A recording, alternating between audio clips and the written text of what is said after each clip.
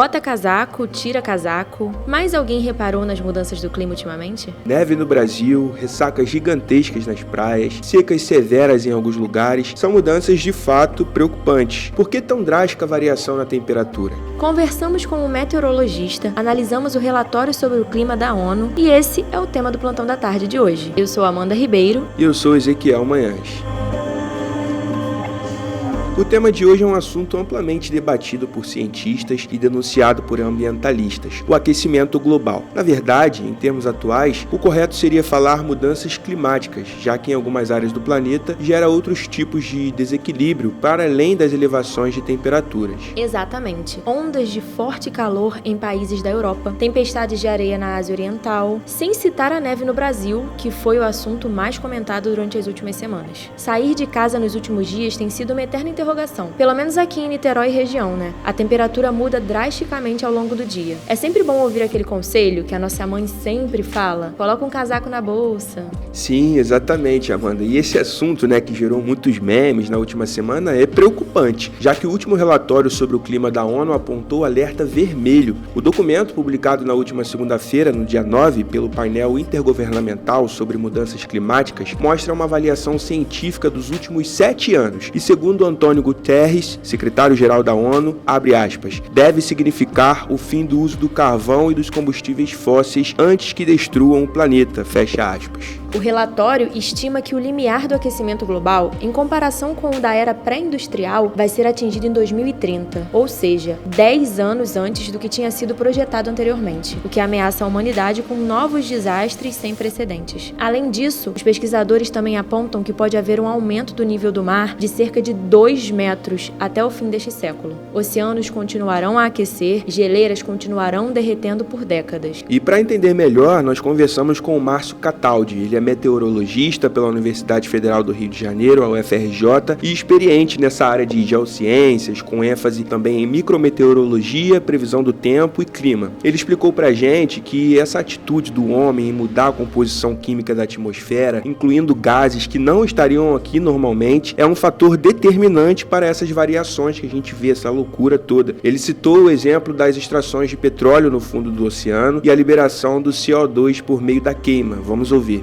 Então, quando a gente faz a queima de petróleo e derivados, está liberando um gás que não estaria agora na atmosfera, né? Porque ele é um processo de decomposição, está lá há muito tempo. Então, ele não ia estar nesse momento na atmosfera. A gente foi lá, pegou o petróleo, trouxe para a superfície e queimou ele. E aí gerou gases, que não estariam naturalmente nesse momento na atmosfera, que acabam atuando com efeito estufa e criam desequilíbrios no planeta. O meteorologista ainda explica que os eventos extremos se tornarão cada vez mais frequentes, o que pode trazer ondas de calor ou frio muito fortes, como está sendo o caso deste inverno no Brasil.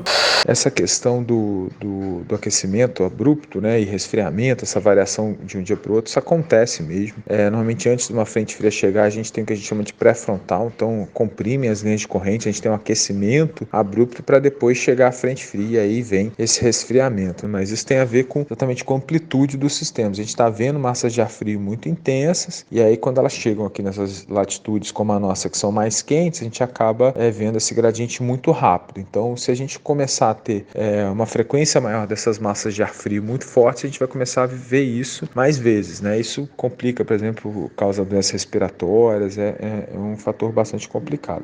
É muito interessante isso que ele acabou de dizer. E voltando ao relatório do clima da ONU, a humanidade tem as próximas 2 décadas para, na melhor das hipóteses, manter o aquecimento global em 1,5 graus Celsius, conforme o Acordo de Paris. E Ezequiel, além dos fenômenos que nós já citamos, somente nas últimas semanas assistimos a temperaturas de 48 graus Celsius no Canadá, incêndios incontroláveis na Grécia, além das queimadas que já assolaram a Califórnia, Portugal, a Austrália e o Cerrado brasileiro. Mais do que nunca, é necessário agirmos rapidamente para controlarmos essa situação e assim evitar mudanças mais drásticas na temperatura. Essas mudanças e eventos extremos podem nos afetar de inúmeras maneiras. O Brasil já enfrenta enfrentam uma crise hídrica, ou seja, algumas regiões vivem com problemas de abastecimento de energia, também de água. Sem contar que tem também a questão da produção de alimentos, que pode ser afetada pelos fenômenos naturais, né? O que leva ao aumento do custo dos produtos, perda de empregos, aumento da pobreza.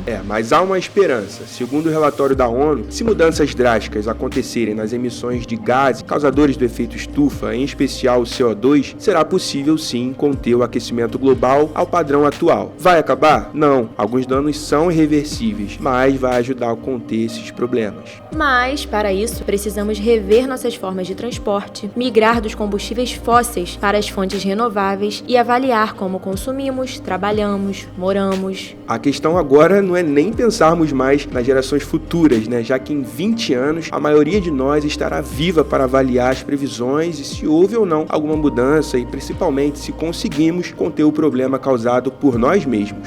Exatamente, Ezequiel. Cuidar do planeta, além de ser nossa obrigação, virou questão de sobrevivência. O Plantão da Tarde fica por aqui. Esse programa contou com a produção de Amanda Ribeiro e Ezequiel Manhães. Sonoplastia, Vitor Soares. Edição, Ramon Ribeiro. Você acessa o nosso podcast pela plataforma Spotify, pelo nosso canal do YouTube, www.youtube.com/plantãoemfoco e também pelo Apple Podcasts.